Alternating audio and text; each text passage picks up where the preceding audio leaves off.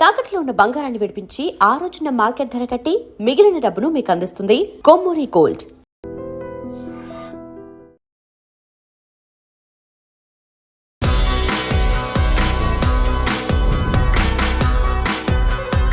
కర్మ అనేది డబ్బులున్న వాళ్ళకి ఏం కాదు, ఈ పూర్ వాళ్ళకే కదా ఏదైనా కష్టాలైనా ప్రాబ్లమ్స్ అయినా కానీ. ఒక వ్యక్తి తను చేసే పని ఏంటి అంటే ఎదుటి వ్యక్తి చేసే పని ఏంటని ఆలోచించకుండా మనం వాళ్ళు హ్యాపీగా ఉన్నారు మనం బాధపడుతున్నాము అనే ఆలోచన అసలు ఫస్ట్ రాకూడదు. వాళ్ళకి డబ్బు ఉంది కదా అని కర్మ రాకపోవటం కాదు, వీళ్ళకి డబ్బు లేదు కదా అని కర్మ వచ్చిందని కాదు. కర్మ అనేది రిజల్ట్. ఇది ప్రీ ప్రోగ్రామ్డ్, అంటే ఇది ముందే నిర్ణయించబడి వీళ్ళ జీవితాలు నడుస్తున్నాయి. పేదరికం లేదా ధనవంతులు అనేది కాదు, కానీ ఖచ్చితంగా కర్మ ప్రతి ఒక్కరికి పనిచేస్తుంది. అంటే పేదరికంలో పుట్టేది, ధనిక కుటుంబంలో పుట్టేది కూడా కర్మ ప్రకారమే అలా పుడతారు అని అంటున్నారు. తప్పులు చేస్తున్న ధనవంతులుగా ఉన్నారు అంటే ఇప్పుడు వాళ్ళ జీవితంలో వాళ్ళకి అనుభవించే దాని గురించి మనం ఆలోచించవద్దు. కర్మ అనేది నిజం, మనం కర్మను నమ్మాలి, ధర్మంగా ఉండాలి. ఐడ్రీమ్ ప్రేక్షకులకు నమస్కారం. ధర్మ వర్సెస్ కర్మ కార్యక్రమానికి స్వాగతం. ఈ ధర్మ వర్సెస్ కర్మ కార్యక్రమాన్ని మీరు చాలా ఆదరిస్తున్నారు, అందుకు చాలా ధన్యవాదాలు. లాస్ట్ టైం నేను చెప్పడం జరిగింది, మీకు కర్మకి సంబంధించి ఏమైనా డౌట్స్ ఉంటే కింద కమెంట్స్ రూపంలో మెన్షన్ చేయాలని. ఆ క్వశ్చన్స్ నేను డాక్టర్ హరిత గోగినేనిని అడుగుతానని మీకు చెప్పడం జరిగింది. అదేవిధంగా చాలామంది ప్రేక్షకులు వాళ్ళకున్న డౌట్స్ని కింద కమెంట్ రూపంలో మెన్షన్ చేశారు. అవన్నీ క్వశ్చన్స్ కూడా నేను అడగబోతూ ఉన్నాను. మనతో త్రివర్ణ గురుపీఠం హీలింగ్ కర్మ గైడింగ్ సోల్ వ్యవస్థాపకురాలు డాక్టర్ హరిత గోగినేని గారు ఉన్నారు. మాట్లాడదాం. నమస్తే అమ్మ. నమస్తే శ్రీ. సో చాలా ఆదరిస్తూ ఉన్నారండి ఈ ప్రోగ్రామ్ని. మీరు చెప్పిన కర్మ గురించి మీరు ఏవైతే విషయాలు చెప్తూ ఉన్నారో చాలామంది ఇంట్రెస్టింగ్గా ఉన్నారు అండ్ తెలుసుకోవాలనుకుంటున్నారు. కొన్ని కమెంట్స్ రూపంలో మెన్షన్ చేశారు, అవి నేను మిమ్మల్ని అడుగుతాను.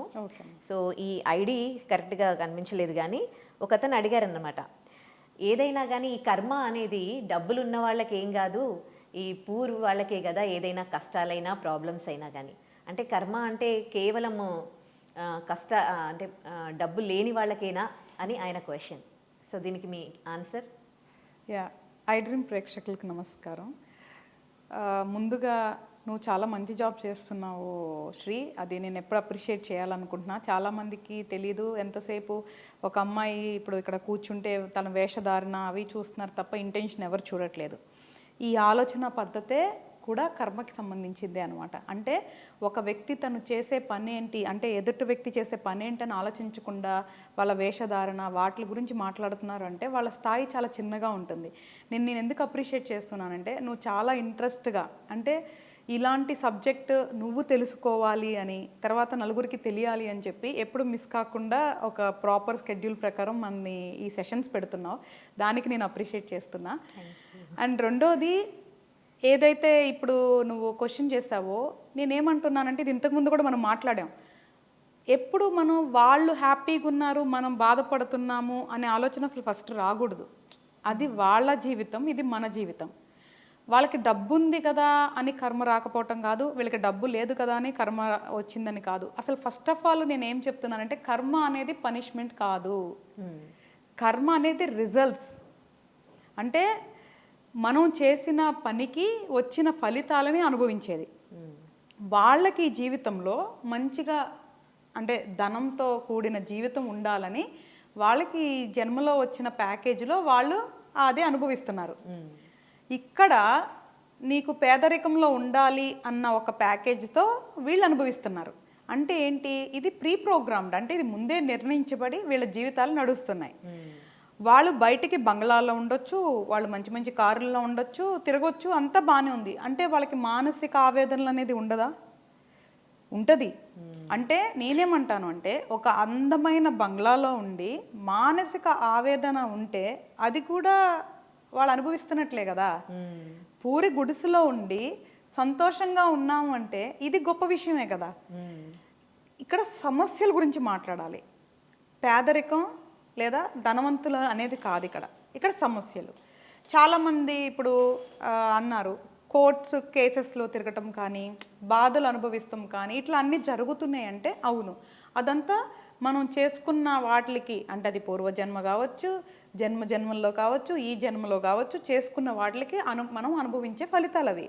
దానిని మార్చుకోవాలనే కదా మనం ఇంతగా అందరికీ కర్మ గురించి తెలుసుకోండి, ఇలాగ మార్చుకోండి అని ఎందుకు చెప్తున్నాము అంటే, ఓకే మనం ఎక్కడ పుట్టాలి అనేది మన విధి నిర్ణయించినా ఇప్పుడు ఏం చేయాలి అనేది నీ చేతుల్లో ఉంది కాబట్టి ఇప్పుడన్నా మన ఆలోచనలు మార్చుకొని మనం సరిగ్గా వెళ్ళాలి. కానీ మనం బాధపడుతున్నాం కదా అనే దాన్ని పక్కన పెట్టి వాడు సంతోషంగా ఉన్నాడు అనేది కూడా కొంచెం పైశాచికత్వం కింద వస్తుంది అనమాట.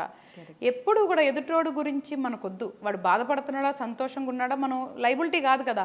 మనకంటే దారుణమైన స్థితిలో ఉన్న వాళ్ళకి మనం ఏమైనా చేస్తున్నామా? వాళ్ళ గురించి బాధపడుతున్నావా? మరి అలాంటప్పుడు మనకంటే పైన ఉన్న వాళ్ళ గురించి ఎందుకు మనం ఆలోచించాలి? ఎవరి జీవితం అంటే కర్మ పనిచేయట్లేదా అనే సందేహంతో నువ్వు ఆలోచించవచ్చు. కానీ ఖచ్చితంగా కర్మ ప్రతి ఒక్కరికి పనిచేస్తుంది. ఇప్పుడు వాళ్ళు తప్పులు చేస్తున్న ధనవంతులుగా ఉన్నారు అంటే ఇప్పుడు వాళ్ళ జీవితంలో వాళ్ళకి అనుభవించే ఇది వాళ్ళకి కలిగింది. కానీ వాళ్ళు దాన్ని మిస్యూజ్ చేసుకుంటే అంటే దుర్వినియోగం చేసుకుంటే వాళ్ళు నెక్స్ట్ అనుభవించాల్సింది ఈ జన్మలో ఉంటుందా వచ్చే జన్మలో ఉంటుందా అనేది కర్మ యొక్క సిద్ధాంతం నిర్ణయిస్తుంది. దాని గురించి మనం ఆలోచించొద్దు. కర్మ అనేది నిజం. మనం నమ్మాల్సింది ఏంటి? మనం కర్మను నమ్మాలి, ధర్మంగా ఉండాలి. ఒకవేళ ఇది నచ్చని చాలామంది ఉండొచ్చు. మనమేమి బలవంతం పెట్టట్లేదు నమ్మమని. నమ్మితే జీవితాన్ని మార్చుకోవాలనుకుంటే మార్చుకోండి. లేదా వాళ్ళు బాగున్నారు వీళ్ళు బాగున్నారు అని అనుకుంటే మన జీవితం ఇలాగే ఉంటుంది. మన జీవితంలో ఏముంది? మన జీవితాన్ని మనం ఎలా సరి చేసుకోవాలి? మన జీవితాన్ని ఎట్లా బాగు చేసుకోవాలి? ఈ జన్మలో బాగు చేసుకోవటమే కాకుండా మళ్ళీ ఇంకొక జన్మ ఉంటే దాన్ని ఎలా రాసుకోవాలి, దీని గురించి మాత్రమే మనం ఆలోచించాలి తప్ప కర్మ అనేది అందరికీ సేమ్ రూలు. ఇక్కడ ఆడమగా ఉండదు, పేదరికం ధనికం ఏముండదు. తప్పు చేస్తే దానికి రిజల్ట్స్ అనేది ఉంటుంది. ఏదైతే సిస్టమ్ ధర్మాన్ని కనుక డిస్టర్బ్ చేస్తే దానికి సంబంధించిన ఫలితాలు ఉంటాయి. అది ఇప్పుడా లేటుగానా తర్వాత అనేది కాలం నిర్ణయిస్తుంది. అంటే పేదరికంలో పుట్టేది, ధనిక కుటుంబంలో పుట్టేది కూడా కర్మ ప్రకారమే అలా పుడతారు అని అంటున్నారా? అవునా? ఎందుకు అంటే ఇంతకుముందు కూడా చెప్పాను, ఏదైతే ఇప్పుడు మన జాతక చక్రం అంటామో, ఏదైతే మన గ్రహాల స్థితిగతులు ఉంటాయో ఇవన్నీ మన కర్మానుసారం నిర్ణయించబడతాయి. ఆ నిర్ణయించబడి అవి సరిగ్గా కూర్చోవాలా సరిగ్గా కూర్చోకూడదా అనేది నిర్ణయించబడి వాళ్ళ ప్రకారం అంటే వాళ్ళు అంటే గ్రహాలు మన ప్రతిరోజు మన స్థితిగతుల్ని మారుస్తూ ఉంటాయి. ఈరోజు సంతోషంగా ఉండొచ్చు, రేపు బాధ పెట్టొచ్చు. ఇవన్నీ స్థితిగతులన్నీ కూడా మన కర్మానుసారం నిర్ణయించబడింది. కాబట్టి మనం ఎక్కడ పుట్టాలి, ఎవరితో పెరగాలి, ఎక్కడ పెరగాలి, ఎలా అనుభవించాలి, ఇదంతా కూడా మనకి కర్మలో పాటే. Okay, right. ఇంకొక క్వశ్చన్ లక్ష్మీ మాధవి గారు అడిగారు. అంటే mental blockage and negative thinking how to overcome. ఇప్పుడు చాలామందికి ఎంత పాజిటివ్గా థింక్ చేయాలని అనుకున్నా కానీ నెగిటివ్ థాట్స్ అనేవి వస్తూ ఉంటాయి, ఎక్కడో డిస్టర్బ్ అయిపోతూ ఉంటారు. ఇలా డిస్టర్బ్ అయ్యే వాళ్లకు, ఇలా నెగిటివ్ థాట్స్ వచ్చే వాళ్లకు అంటే దాని నుంచి బయటపడాలంటే ఎలా? ఇప్పుడు మెంటల్ బ్లాకేజ్ ఒక ఇష్యూ అండ్ నెగిటివ్ థింకింగ్ ఒక ఇష్యూ. మెంటల్ బ్లాకేజ్ అంటే ఏంటి అంటే మనకి క్లారిటీ లేకపోవటం, మనం ఒక సమస్య మీద కానీ ఒకరి మనిషి మీద కానీ మనం అక్కడ బ్లాక్ అయి ఉండిపోవటం, అది మెంటల్ బ్లాకేజ్ అంటాం. అంటే లేదా ఇప్పుడు వృత్తిపరంగా ముందుకు వెళ్ళలేకపోవచ్చు, పర్సనల్ లైఫ్లో ముందుకు వెళ్ళలేకపోవచ్చు, ఇట్లా రకరకాలుగా ఎక్కడన్నా బ్లాక్ అయితే దాన్ని మెంటల్ బ్లాకేజ్ అంటాం. నెగిటివ్ థింకింగ్ అంటే రెండు మైండ్కి సంబంధించింది కాబట్టి మనం రెండింటికి మనం ఆన్సర్ చెప్పుకోవచ్చు. నెగిటివ్ థింకింగ్ అంటే వేరేగా ఆలోచనలు రావటం, మంచిగా రాకుండా వేరే ఆలోచనలు రావటం. ప్రతి ఒక్కటి మొత్తం మన బ్రెయిన్లో ప్రాసెస్ అవుతుంది, మంచైనా చెడైనా. ఇక్కడ నుంచి మనం ఎగ్జిక్యూషన్ రూపంలో వెళ్తామా లేదా దాన్ని ఆపేసుకుంటామా అనే దాన్ని మన చేతుల్లోనే ఉంటుంది. సో మంచైనా చెడైనా ఈ బ్రెయిన్లో వచ్చే ప్రాసెస్లోంచి ఫిల్టర్ చేసి దాని నిర్ణయం తీసుకొని ఎగ్జిక్యూషన్ చేసిన తర్వాత వచ్చే రిజల్ట్సే మనం అనుభవించేవి. ఇక్కడ నెగిటివ్ థింకింగ్ని ఆపుకోవాలి అంటే కంపల్సరిగా మనకి మనం చెప్పుకొని దాని నుంచి ఓవర్కమ్ అవ్వాలి. నెగిటివ్ థింకింగ్ కూడా రీజన్ ఉంటుంది. ఏదో గ్రహం వల్ల మనకి చెడు ఆలోచనలు రావటం అనేది మన జాతక చక్రంలో ముందే సూచించబడి ఉంటుంది. అది ఏ సమయంలో రావాలి అనేది కూడా మనకి దశా సిస్టంలో అన్నీ మొత్తం ప్లాన్డ్గా ఉంటాయి అన్నమాట, ఎప్పుడెప్పుడు ఏమేమి రావాలి అనేది. అయితే నెగిటివ్ థింకింగ్ వచ్చినప్పుడు అది నెగిటివ్ థింకింగ్ అని తెలుస్తుందంటేనే గొప్ప విషయం అంట. ఎందుకంటే చాలా మందికి వాళ్ళకి వచ్చే ఆలోచనలు పాజిటివ్ నెగిటివ్ అనే విషయం కూడా తెలియదు. వాళ్ళు చేసేది కరెక్టే, ఇది కరెక్ట్ థింకింగే అనుకొని మూర్ఖంగా వెళ్ళిపోయి తప్పులు చేస్తారు. ఇక్కడ నెగిటివ్ థింకింగ్ అని అన్నారు అంటేనే వాళ్ళు ఒక స్థాయి పైన ఉన్నట్లు. అంటే వాళ్ళకి తెలుస్తుంది ఇది నెగిటివ్ థింకింగ్ అని. సో ఓవర్కమ్ అవటం కష్టం కాదు, దాన్ని సప్రెస్ చేసుకోవాలి, దాని నుంచి డైవర్షన్ తీసుకోవాలి. ఇది తప్పు అని తెలిసినప్పుడు దాన్ని మనం ఎంత సప్రెస్ చేసుకోవాలి, దాన్ని కంటిన్యూస్గా ప్రాసెస్ చేయాలి బ్రెయిన్లోనే, బయటికి రానికూడదు. దాన్ని వెళ్ళిపోయే వరకు, అది ఒక రోజైనా 4 రోజులైనా వారం రోజులైనా దాన్ని వెళ్ళిపోయే వరకు మనం సప్రెస్ చేయాలి. అంటే ఎలా చేయాలి? ఎలా చేయాలంటే ఇది తప్పు, మనం చేయకూడదు, ఇది చేయటం వల్ల మన కాన్సిక్వెన్సెస్ మనం అనుభవించాల్సి వస్తుంది, కాబట్టి ఇది చెయ్యొద్దు. అంటే ఇప్పుడు ఒక ఎగ్జాంపుల్ తీసుకుందాం నాన్న. ఇంతకుముందు కూడా మనం చాలా ఎగ్జాంపుల్స్ చెప్పుకొనే ఉండొచ్చు. ఫర్ ఎగ్జాంపుల్ ఇప్పుడు మనల్ని ఒకళ్ళు మోసం చేశారు. ఇది మోసం చేసిన దాంట్లో చాలా రకాలు ఉండొచ్చు. ఏదైనా చిన్న మోసం చేశారు, వాళ్ళని అట్లా చేశారు కదా, వాళ్ళని తిరిగి ఏదో ఒకటి చేద్దాము అనేది నెగిటివ్ థింకింగ్.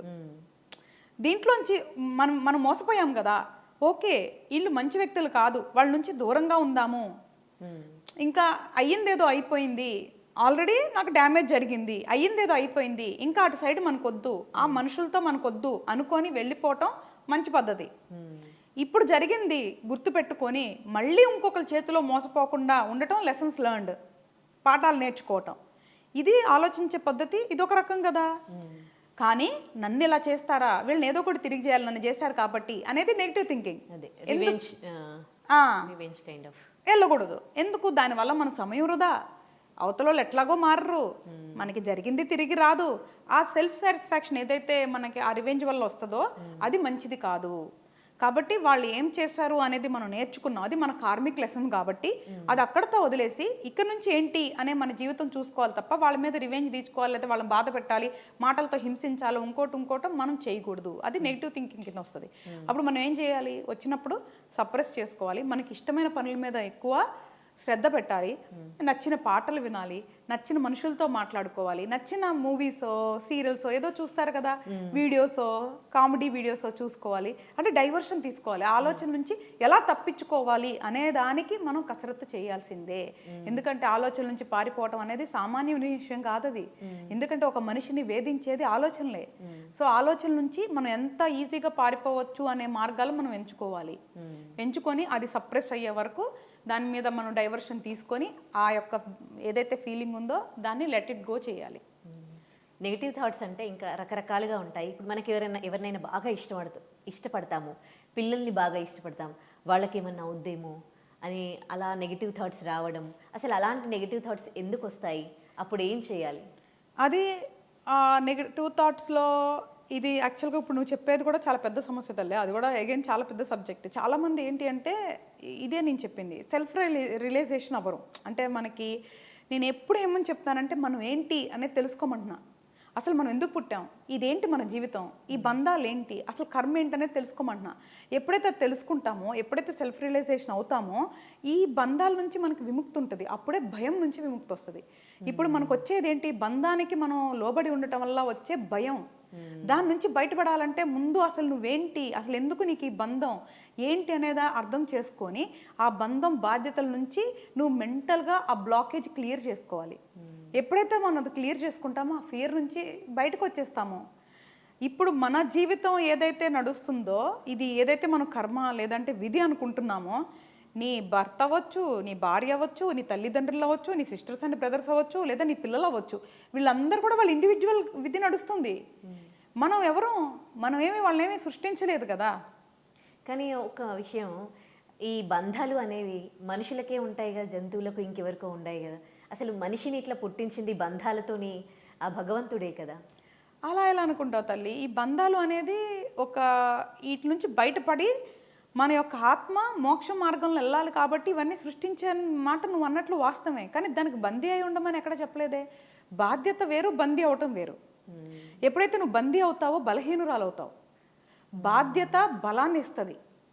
నీ పిల్లలకి నీ చదివించాలి అనేది బాధ్యత, దానికి నేను డబ్బు సంపాదించాలి మంచిగా అనుకోవటం నీ బలం. అమ్మో వాళ్ళకి ఏమైనా అయిపోతుందేమో, ఏం చెయ్యాలి అనేది భయం. దానివల్ల నువ్వు మానసికంగా మొత్తం ఇదైపోతావు. నేనేమంటున్నాను, ఒక బంధాన్ని బాధ్యతగా తీసుకోమంటున్నా, వదిలేమని చెప్పట్లేదు నేనేమి. ఒక బంధం యొక్క అర్థం ఏంటి, ఏదో జన్మలో అనుకున్న రుణం వల్ల ఈ రోజున మనం ఆ బంధాన్ని తీర్చుకుంటున్నాము. అది మన బాధ్యత. ఇప్పుడు నువ్వు లోన్ తీసుకున్నావు, అది రుణమే కదా. నువ్వు కార్ లోన్ తీసుకున్నావు, దాన్ని ఏమంటావు? రుణమే కదా. తెలుగులో రుణమే కదా అంటాం లోన్ని. నువ్వు ఎవ్రీ మంత్ ఏం చేయాలి? అమౌంట్ కట్టేసేయాలి, రుణం కట్టేసేయాలి. ఈఎంఐలో నువ్వు వాయిదా అంటే నెలసరి వాయిదాలు కట్టాలి. నెలసరి వాయిదా కట్టడం నీదేంటిది?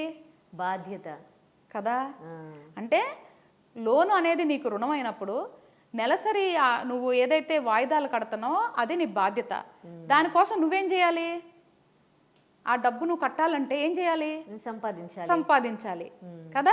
అప్పుడు అంటే అది కట్టాలి అని ఒక మోటివేషన్తో నువ్వు సంపాదించి దాన్ని కడుతున్నావు కదా. అంటే నీకు ఒక కోరిక, కారు కొనుక్కోవాలి, ఇల్లు కొనుక్కోవాలని నీ కోరిక. ఆ కోరిక నెరవేర్చుకోవడానికి మొత్తం డబ్బు పెట్టలేం కాబట్టి కొంత మన దగ్గర ఉన్న డబ్బు పెట్టి కొంత రుణం తీసుకొని వచ్చి నెల దాన్ని కడతం కోసం మళ్ళీ మనం ఉద్యోగమో వ్యాపారమో చేసి దాన్ని కడుతున్నాం. ఈ సైకిల్ నీకు అర్థమైంది కదా. మనుషుల బంధాలు కూడా ఇలాగే చూడాలి. సో పిల్లలు నీ బాధ్యత, వాళ్ళని పోషించటం, వాళ్ళకి బట్టలు కొనటం, వాళ్ళకి స్కూల్ ఫీజులు కడతాం. నువ్వు నెలసరి వాయిదాల్లోనే కడుతున్నావు అంటే వాళ్ళ రుణం తీర్చుకుంటున్నావు. తీర్చుకుంటున్నప్పుడు వాళ్ళ కోసం నువ్వు ఒక ఉద్యోగమో వ్యాపారమో చేస్తున్నావు, అది నువ్వు కడుతున్నావు అంటే యువర్ పేయింగ్ ఆఫ్. ఎప్పుడైతే లోన్ కూడా ఏమవుతుంది, నువ్వు 5 సంవత్సరాల్లో 10 సంవత్సరాల్లో 20 సంవత్సరాల్లో తీసుకుంటావు, నీకున్నప్పుడు కడతావు, ఒకళ్ళు ఎక్కువ ఉన్నప్పుడు కట్టేసి ఆ రుణానుబంధాన్ని క్లియర్ చేసుకుంటున్నావు కదా వాళ్ళతో, బ్యాంక్తో. ఇది కూడా అంతే. నీ బాధ్యత ఎంతవరకు అంతవరకు నువ్వు పే చేసి నీ రుణానుబంధాన్ని తీర్చుకుంటున్నావు. అంటే కొంతమందికి 20 సంవత్సరాల తర్వాత పిల్లలు ఉద్యోగం చేస్తారు, కొంతమంది 25 సంవత్సరాల తర్వాత పని చేస్తారు, కొంతమంది 30 సంవత్సరాలు వచ్చినా పని చేయని వాళ్ళు ఉంటారు, కొంతమంది జీవితాంతం తల్లిదండ్రుల మీద ఆధారపడే వాళ్ళు ఉంటారు. కాబట్టి నీ రుణానుబంధము నీ యొక్క లెక్కలు బట్టి ఉంటుంది. అది ప్రతి ఒక్కరికి ఒకేలాగా ఉండదు. కాబట్టి పిల్లలు అనుకో లేదా భార్యాభర్తలు అనుకో, ఇది ఏదైనా కూడా ఒక రుణానుబంధం. అది ఆనందాన్ని ఇచ్చినంత వరకు అనుభవించు, బాధనిచ్చినంత వరకు కనీసం దాని సిస్టమ్ని అప్పుడు అర్థం చేసుకోమంటున్నాను.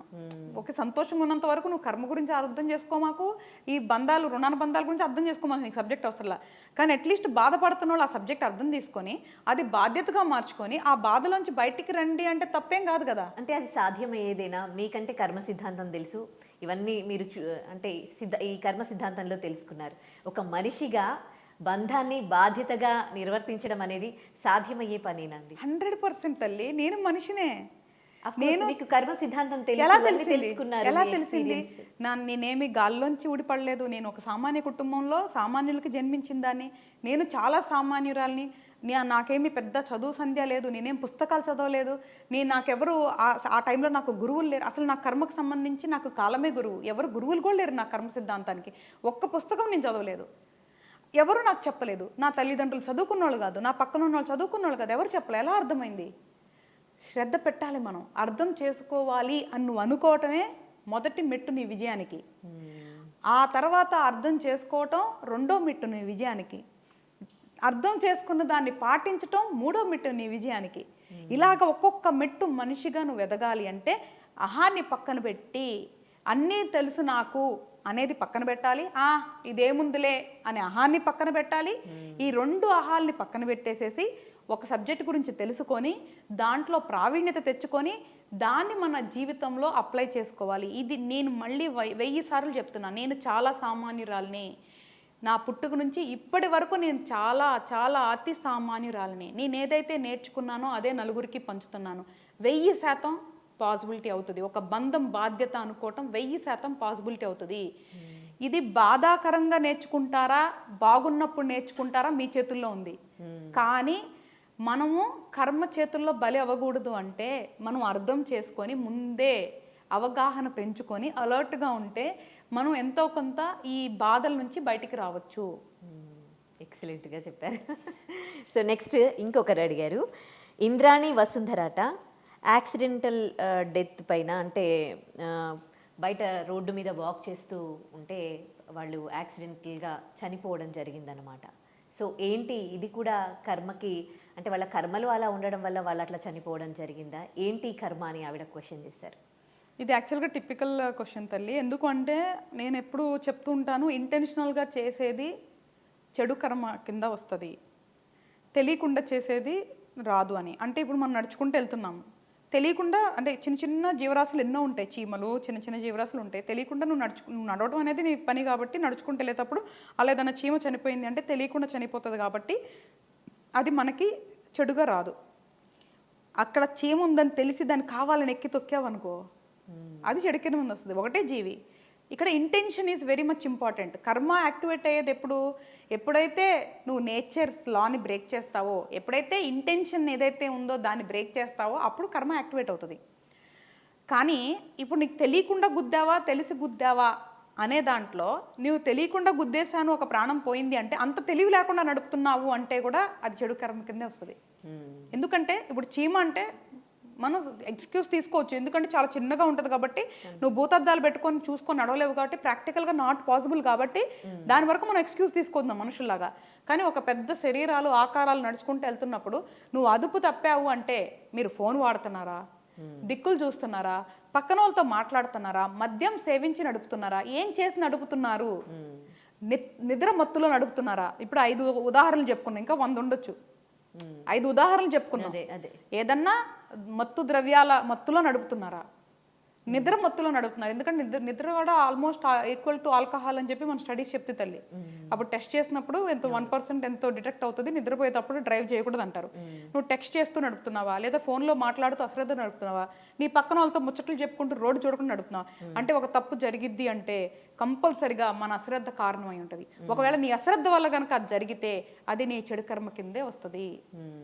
సో యాక్సిడెంట్ అంటే మనకి అది ఒక చర్య, అది తెలిసి చేసినా తెలియక చేసినా తప్పే ఎందుకు అయ్యేదానికి అవకాశం ఉంది అంటే మనం ఒక వాహనాన్ని నడుపుతున్నప్పుడు మనకి చాలా క్లియర్ ఇన్స్ట్రక్షన్స్ ఉన్నాయి, మనకి కొన్ని చాలా రూల్స్ ఉన్నాయి. ఏమని, ఎక్కడైనా సరే నీకు బోర్డులు ఉంటుంది, అతివేగం ప్రమాదకరం, ఇక్కడ చూసుకో అక్కడ చూసుకో, టెక్స్ట్ చేయకు, తాగి నడపకు, ఇవన్నీ ఉన్నాయి కదా.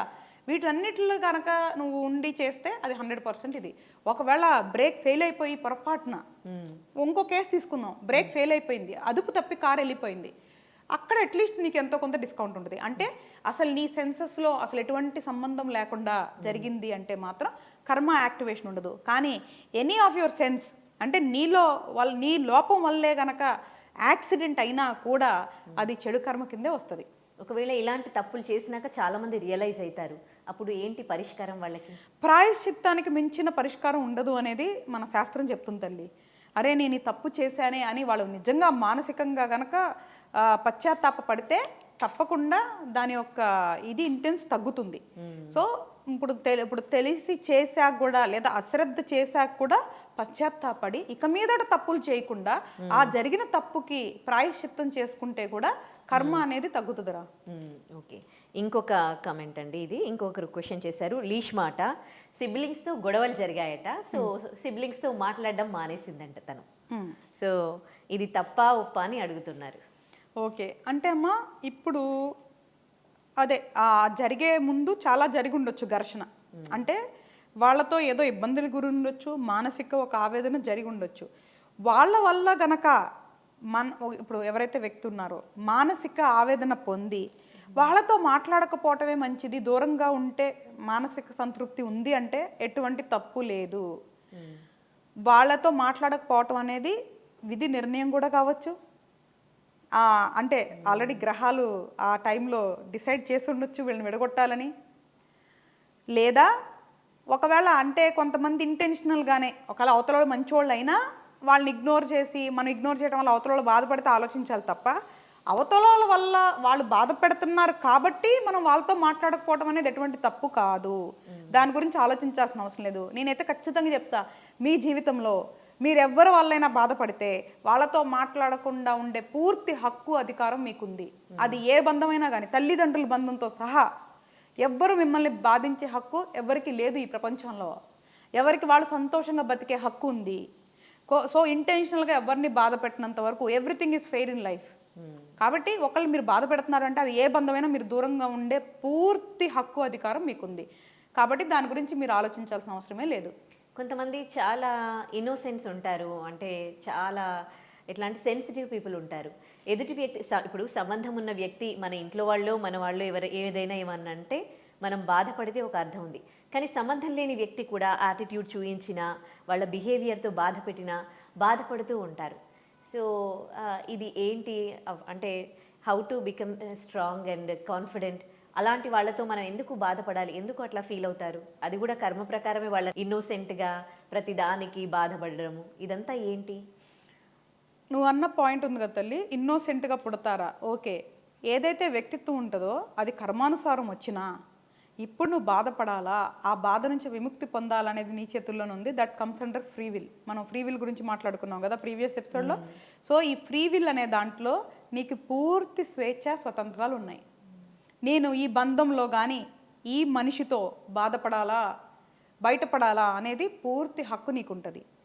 ఇప్పుడు ఏం జరిగింది, ప్రారంధ కర్మ ప్రకారం అంటే ఆల్రెడీ రిటర్న్ కర్మ ప్రకారం ఈ వ్యక్తితో నువ్వు బాధపడుతున్నావు. కానీ ఇప్పుడు నువ్వు బాధపడాలా లేదా అనేది ఆగామి కర్మ, అంటే ప్రజెంట్ చేసుకునే కర్మ. అది నీ చేతుల్లో ఉంది, ఫ్రీ విల్. నువ్వు డెసిషన్ తీసుకో. ఆ బంధం నుంచి ఏదైతే ఒక మనిషి అంటే బంధమే కదా, ఆ బంధం నుంచి నువ్వు బయటపడాలా లేదా అనేది ఇప్పుడు నీకు ఫ్రీ విల్లో ఉంది. అది నువ్వు డిసిషన్ తీసుకోవచ్చు. దానికి అమాయకత్వం అని పేరు పెట్టుకొని ముసుగులో బాధపడాల్సిన అవసరం లేదు.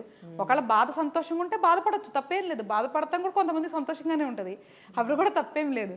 ఎదుటిని బాధ పెట్టకూడదని చాలా మంది బాధపడుతుంటారు. నా జీవితంలో అలా చాలా సంఘటనలు జరిగినాయి. అంటే కొంతమందికి మన చుట్టితో ఉండే వాళ్ళకి ఎట్లా ఉంటుంది అంటే చాలా పైశాచికత్వం ఉంటుంది, చాలా సర్కాస్టిక్గా మాట్లాడతారు. ఎగ్జాక్ట్లీ. ఊరికి అంటే సరదాగా, అంటే చాలా సరదాగా అంటే అనేస్తారు. నువ్వు అడిగావు అనుకో సరదాగా అన్నా, కరెక్ట్. కానీ వాళ్ళ ఇంటెన్షన్ సరదాగా తల్లి. అవును, 100% నేను బాధ పెట్టాలనే. ఎగ్జాక్ట్లీ. దొరికితే దొంగ, దొరకపోతే దొర అని ఒక సామెత ఉంది.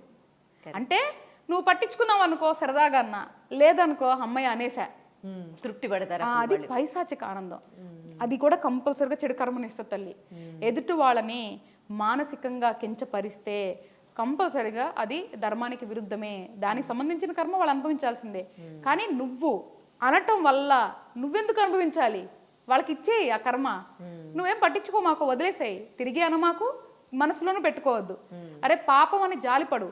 నువ్వు అన్నావు చూస్తావా, ఈ స్థాయికి వెళ్ళాలంటే కష్టమే, కానీ అసంభవం అయితే కాదు. మైండ్ ట్యూన్ చేసుకోవాలి. డైలీ ప్రాక్టీస్ చేసుకుంటే ఒక రోజుకో, ఒక నెలకో, ఒక సంవత్సరానికో, ఒక డెకేడ్కో కంపల్సరీగా అవుతుంది తల్లి. ఎక్సలెంట్ మెసేజెస్ ఇస్తున్నారు ప్రతి దానికి కూడా. నెక్స్ట్ విఎస్వి ప్రసాద్ గారు ఇంకో క్వశ్చన్ అడిగారు, ఆర్ యూ సూపర్ ఉమెన్ అని. మిమ్మల్ని అస్సలు కాదు ప్రసాద్ గారు.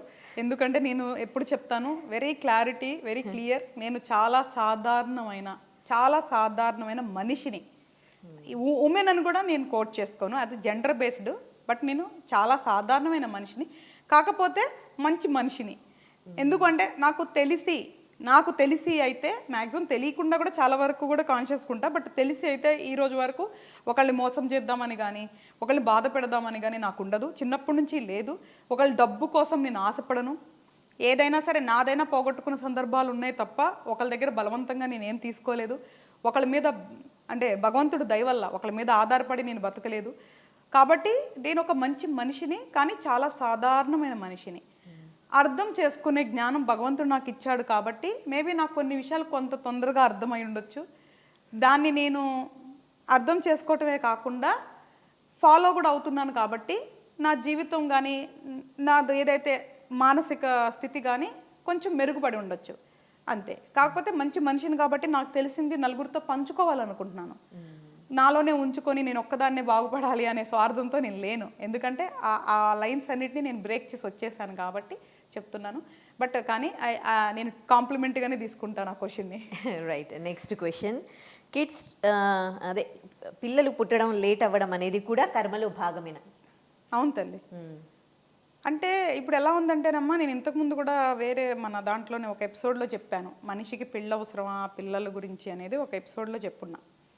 నేనేమంటున్నానంటే తల్లి, పెళ్ళి పిల్లలు అనేది పనిష్మెంట్ కాదు, అది గిఫ్ట్ కాదు, పనిష్మెంట్ కాదు, ఇట్స్ ఎ చాయిస్. నువ్వు పెళ్లి చేసుకోవాలా లేదా అనేది నీ చాయిస్, నువ్వు పిల్లలు కనాలనేది నీ చాయిస్. దానివల్ల నీకు ఎటువంటి చెడు మంచి కర్మలు రావు. కానీ నీ మానసిక స్థితి, అంటే ఏదైతే నీ మానసిక స్థితి ఉంది చూసావా, అది కర్మానుసారం వచ్చిందని చెప్పా కదా. పిల్లలు పుట్టకపోతే నువ్వు బాధపడతావు అని తెలిసి గ్రహాలు నేను బాధ పెడతాయి అంటే అది నీ మానసిక స్థితి, నువ్వు అనుభవించడానికి వచ్చిన ప్రారంభ కర్మ. కానీ ఇప్పుడు నువ్వు బాధపడతావా లేదా అనేది ఆగామి కర్మ. Free will again. ఇప్పుడు పిల్లలు పుడితేనే నేను సంతోషంగా ఉంటాను అని నువ్వు మూర్ఖంగా దాని గురించి బాధపడుతున్నావు అంటే అది నీ ఫ్రీ విల్లో నువ్వు క్రియేట్ చేసుకుంటున్నావు. నీకు పిల్లలు డిలే అవ్వాలి లేదా పిల్లలు పుట్టకూడదు అనేది ప్రారంధ కర్మ. అంటే నువ్వు పాస్ట్ తెచ్చుకున్న కర్మ అయితే, అంటే ఆల్రెడీ ఎగ్జిక్యూటెడ్ కర్మ.